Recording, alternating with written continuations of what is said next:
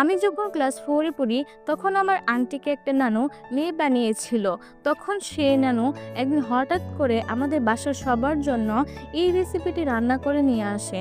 Believe me, বিশ্বাস করেন সেই দিনের আগের মতো আমি ছোট্ট বয়সে কখনো এই ডাল টেস্ট করে দেখি নাই। তখন খুব কৌতূহলবশত আমি নানুকে জিজ্ঞাসা করলাম, আচ্ছা নানু, এই ডালটি আপনি কিভাবে রান্না করেছেন?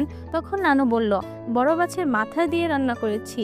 আর সেই ছোট্টবেলার নানুর হাতের খাওয়া কচুরমুখির ডাল আজও যেন এর স্বাদ মুখে লেগে আছে। আর আমি এখন সেই কত বড় একটা মেয়ে, যার কিনা এখন একটি বাচ্চা আছে, সংসার আছে, আরও কত কিছু আছে। এখন সেই ছোট্ট মেয়েটি নিজেই কচুরমুখির ডাল রান্না করতে পারে। আর রান্না করে সবাইকে খাওয়ানোর পর সেই নানুর মতো আমি প্রশংসিত হয়েছি। আমার এই রেসিপি যেন আজও এর স্বাদ সবার মুখে লেগে থাকে। ওকে, হাউএভার, তো চলুন জেনে নেই আমি কিভাবে এই রেসিপিটি রান্না করেছি।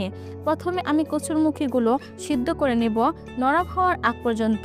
আর এই মুখিগুলো কিন্তু শুধুমাত্র এই শীতের সিজনেই পাওয়া যায়।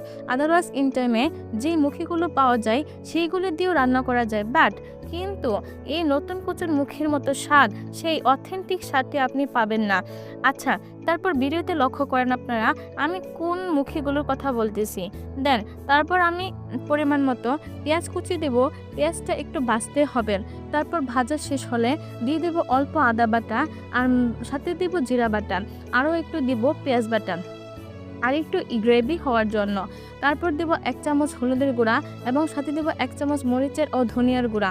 সবগুলো মশলা একসাথে দিয়ে ভালো করে কষিয়ে নিতে হবে। যেহেতু আমি এই ডালটি মাছের মাথা দিয়ে রান্না করব, সেহেতু এই মশলাটি মাছগুলো দিয়ে ভালো করে মশলা কষিয়ে নিতে হবে। দেন তবে মাথা ও মাছগুলো কষানো শেষ হলে আমি এইগুলো তুলে নেব একটা বাটিতে।